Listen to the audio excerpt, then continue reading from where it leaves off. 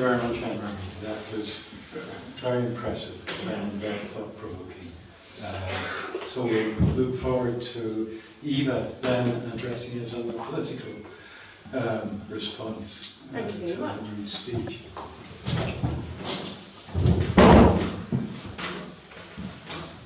You were a wee bit too quick for me.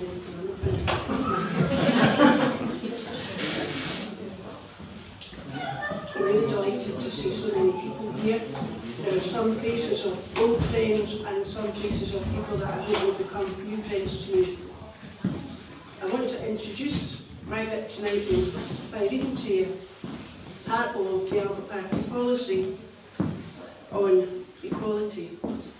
By dint of birth and happenstance, we are not all created, nor do we live our lives as equals.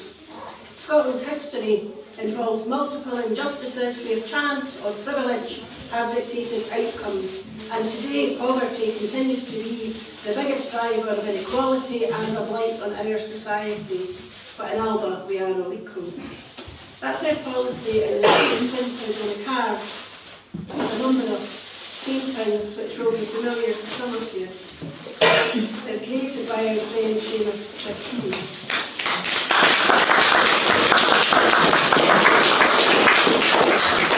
And for those who are watching the recording, I would urge you please to go to www.rajpot, that's rajpot.org.uk, or www.romaniaarts.co.uk and find out more about Seamus and his work and his life.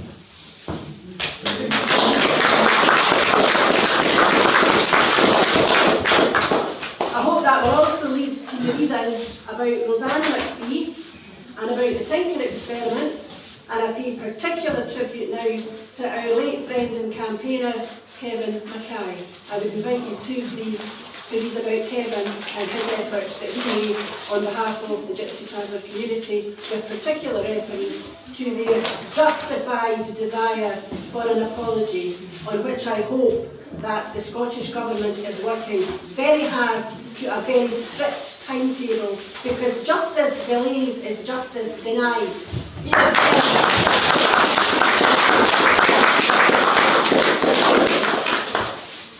And in Alba, we like to speak about people as individuals.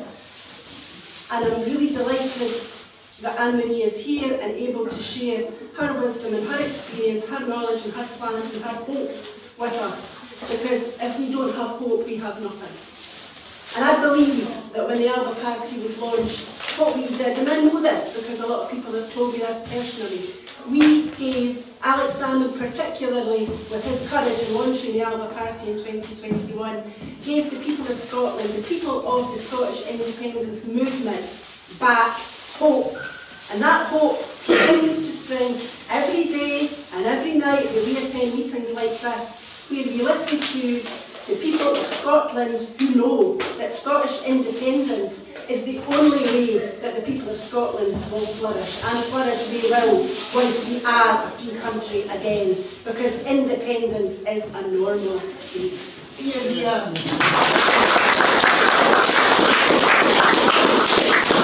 But we don't seek independence for its sake alone. We seek independence to transform the life chances of every citizen of the Republic of Scotland. And when we define equality, we say that equality is that status which confers upon all citizens rights and opportunities in the political and social and economic spheres, regardless of birth or happenstance.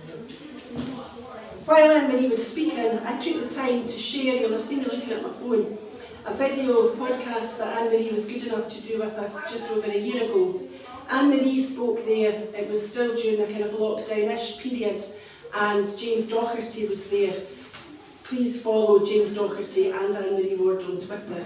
It's a complete education.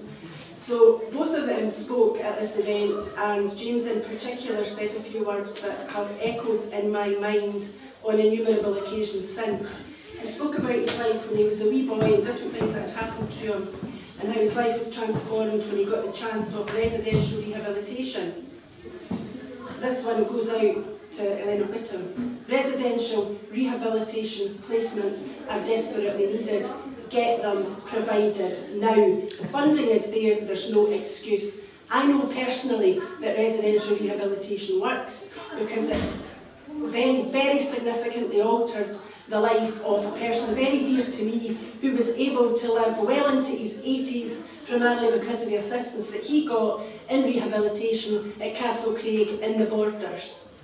That person got that place because I knew about it and I was able, with my tongue in my head, to argue for a place and to argue for the funding there for him. Most of the rest of the addicts in Scotland who should be there don't have an Eva shouting for them. Well, they've got it tonight. Elena Whittam, pay the money and pay for the rehabilitation places. There's no reason not to, because every individual ought to have the right to recovery, as Anne-Marie's bill, our bill, desires. It's right, it's proper, it's the decent thing to do. So,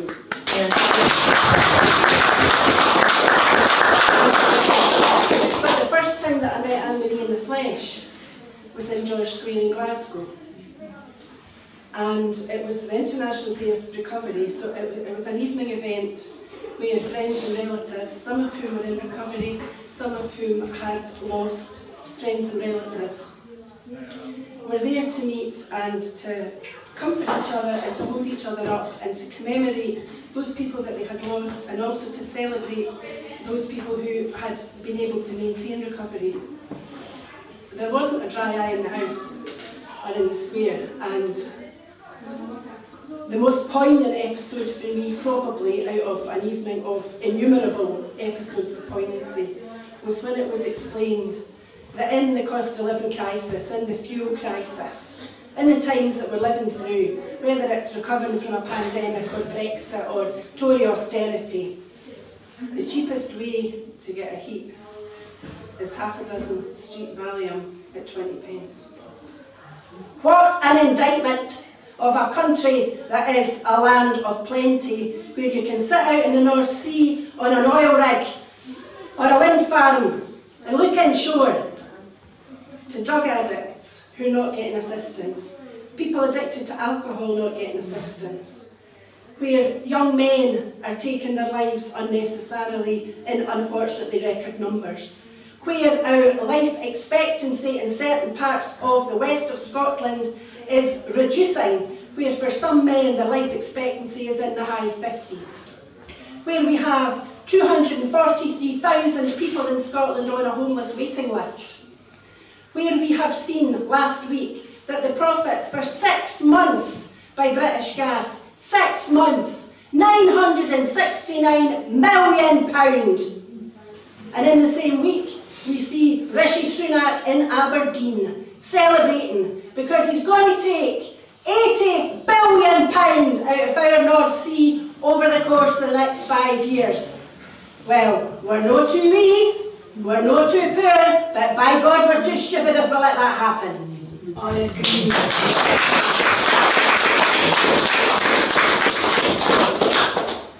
And you were going to be in the good books anyway, Anne-Marie, but particularly so because you mentioned Jimmy Reid.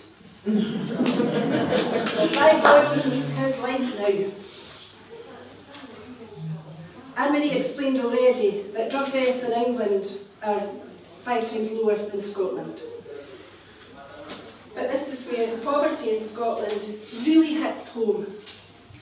Drug misuse deaths by deprivation. This is a wee graph that shows you drugs deaths in Scotland depending on whether you live in a well-off or a, in inverted commas, deprived area. So the year 21 to 22, people in the most deprived areas, Eleanor Whittam, were 15.3 times as likely to die from drug misuse as those in the least deprived areas. There's the graph. Online in the Scottish Records Office. That's poverty for me. Alcohol-specific deaths in Scotland. Alcohol-specific deaths have generally risen. For 21 to 22, you will not be surprised to know, the rates are 5.6 times as high in the most deprived areas compared to the least deprived. Government figures. Suicides in Scotland.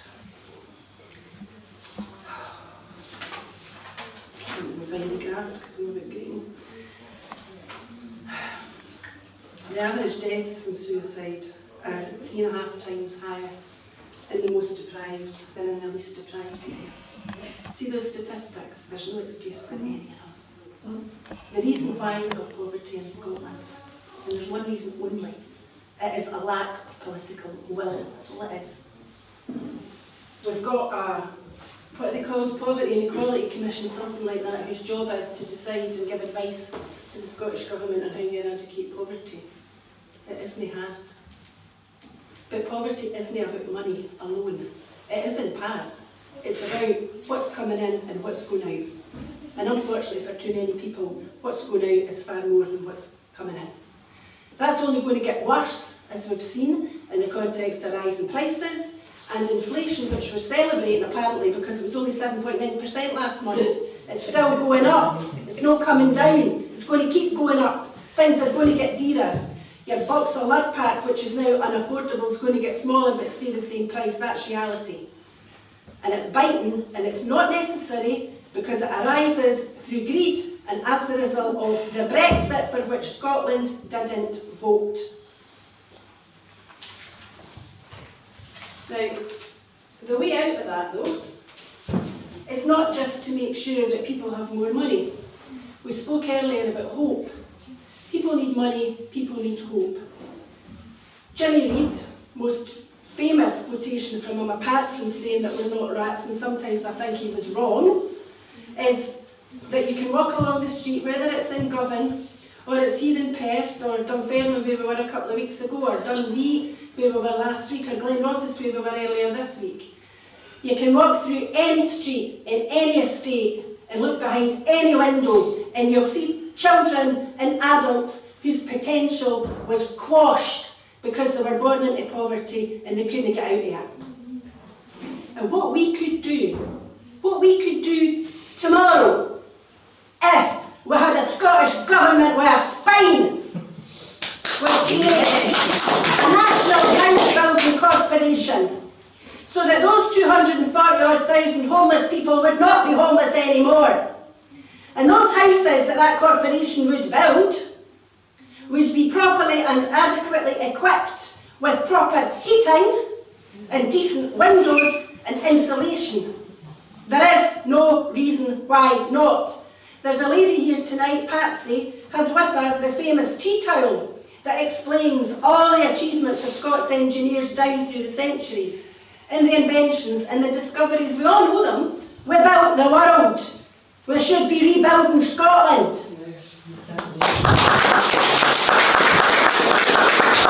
Not only would we have a national house building company, we'd have a national energy company, so that you people in here, my family, my friends, my neighbours, my clients, would no longer need to choose between eating and heating.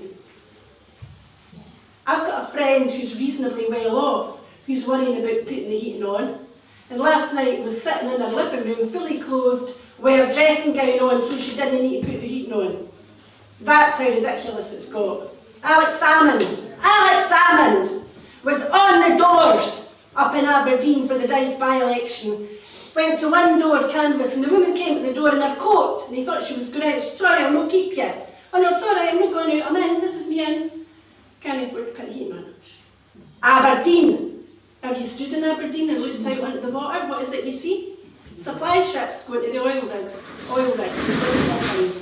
Aberdeen, in the midst of that boom that's going to take that £80 billion down to Westminster to bankroll that Tory government and all their corporate friends, when our people are dying because they're homeless. A couple of hundred people died homeless in Scotland in the last couple of years. 100 Scots are dying a month from drug addiction. There are children growing up in homes in Scotland that have damp. In 2023, when we're talking about spending billions on Trident or renovating the Palace of Westminster. Are you sure we're not too stupid? The country's sorely divided. The country is indeed sorely divided. And you remind me, those people who will gain from the National House Building Corporation, either because they get a house, or because they get a job building a house, or they get a job supplying the stuff needed to build the house, or they carpet the house, or they provide the furniture for the house, or they make the drive for the house. Or there's the other people that will benefit from the National Energy Company. An awful lot of these folk aren't even on the voters' roll. So everybody in this room has a duty to Scotland and to each of us, and to every Scot as yet unborn, to get out the message. You must sign up and you must exercise your vote, because this time when we vote, we're voting for the future. We're voting for hope. We are voting for the survival of our Scottish Parliament, and we are voting to create an independent Scotland, the purpose of which is to look after our people. Because when governments fail and don't look after the people, that is the sign of a fascist state, and that is what the United Kingdom is.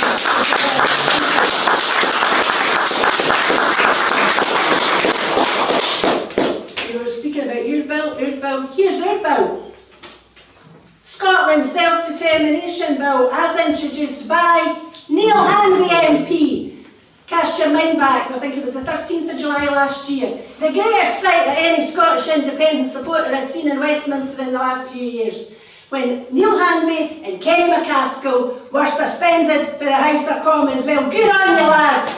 Do it again! And here's hoping that some of the SNP MPs there manage to grow a spine and join you the next time. However, there are some SNP MPs with a spine, because they support Neil Hanvey's bill. His bill says this is to amend the Scotland Act 1998 to transfer the power to legislate for a Scottish independence referendum to the Scottish Parliament, to provide that that power may only be exercised when the Scottish public has demonstrated its support for the holding of such a referendum, and to provide that no such referendum may be held other than every 7 years. But this is the important bit. Presented by Neil Hanvey, supported by Kenny McCaskill, Joanna Cherry, Angus Brendan McNeill, Douglas Chapman and Margaret Ferrier. That's a roll of honour.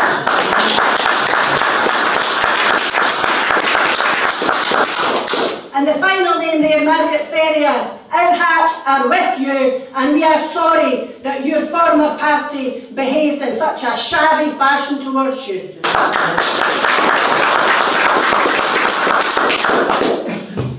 And what have we got in Rutherglen and Hamilton West? We have got the opportunity to do what Winnie Ewing did in 1967 and Margot MacDonald did in Govan. We have got the opportunity with Scotland United to light a fire, the flames of which will be seen internationally if we stand one candidate on a Scotland United ticket, and we will then have that candidate elected to go to Westminster, to harry and to fight and to struggle and to publicise our cause exactly how Neil and Kenny did. We can light that fire as Scotland United. And the reason why we need Scotland United is because the SNP in the polls are now sitting at 30% or so. Support for independence is at least 50%. Do the sums. The SNP are not going to win on an all-party ticket in this by-election, where they will be opposed by other independence-supporting parties who will split the vote. The only way that an independence-supporting MP will be elected there is if there is a Scotland United candidate. And Scotland needs Scotland United today more than ever, because of Brexit, because of the cost of living, because of the fuel crisis, and because things can only get worse, not better, if Keir Starmer ends up in number 10 next year and replaces Rishi Sunak. Because what we know, and perhaps women feel this more than men, is the two-child rape clause, the abhorrent two-child rape clause that Labour said they would scrap. Keir Starmer has said that for the moment they will retain. So as my friend Yvonne Shirley Temple Ridley says, Labour, Tory, Two cheeks are the same backside.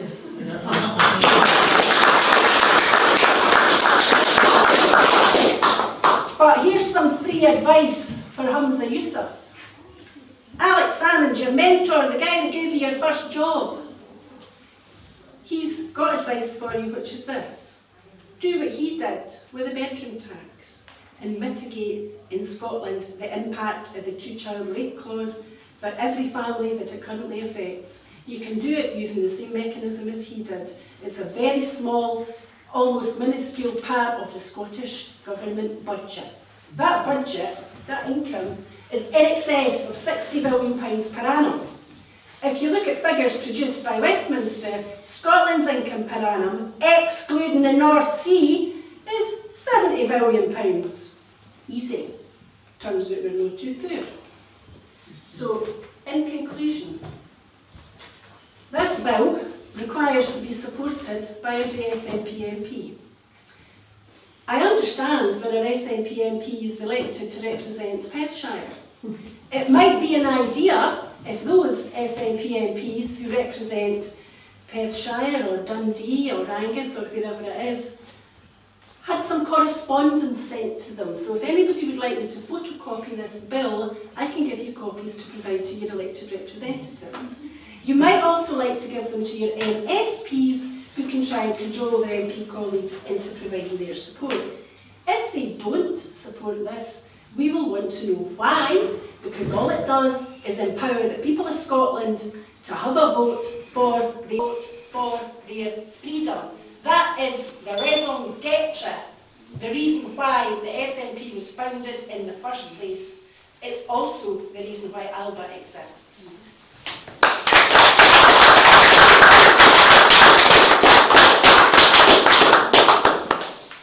And finally, I can't finish without mentioning my personal political heroine again, Winnie Ewing.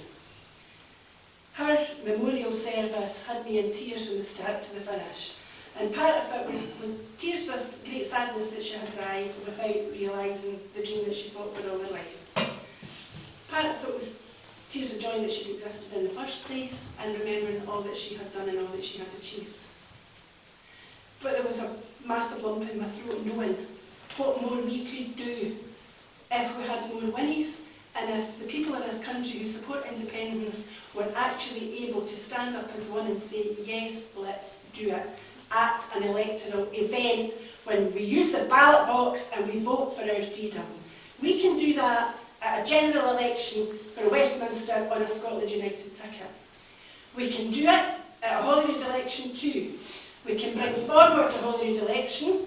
Don't you take my word for it. Angus Brendan McNeill has been talking about this for years. There is a mechanism by which that can be done, and we can vote in that early Holyrood election and elect a majority of independents supporting MSPs, and either a Scotland United victory with a majority of the popular vote at Westminster or similar in Holyrood will give us international standing and international legitimacy. And do you seriously believe that there's more than a handful of countries in the entire world that are going to take the side of Westminster against the Scots? Britain has lost almost every ally or friend it had worldwide. The rest of the world's watching us. They'll be watching Scotland with great interest if the Scots are able to stand as Scotland United and send a big message out there. At Winnie Ewing's memorial, Alex Salmond spoke, Alec Neil spoke, and Alec Neil said it all. He said, 1,000 years from now, they'll still be talking about Winnie Ewing. I want 1,000 years from now that when people talk about Winnie Ewing, they go on to say, that woman's life was hugely significant, but her death, our memorial service, the way that Alex Salmond and Alec Neil and Hamza Yusuf all spoke to each other, shook hands, Fergus Ewing, Annabel Ewing, the whole lot of them, allies and friends, knowing that the woman to whom they come to pay their respects was one of the greatest ever Scottish nationalists. So I want future generations to say, 1,000 years from now, 10,000 years from now, Winnie Ewing's memorial service represented the kick-starting of the campaign for Scottish independence, because that was when the fire was lit and Scotland United came alive.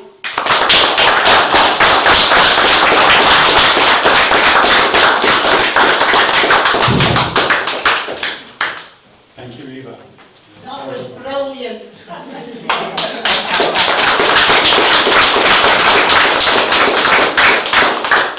We all agree. Thank you. So now we're going to have a break, some tea and sandwiches, drinks and sandwiches at the back.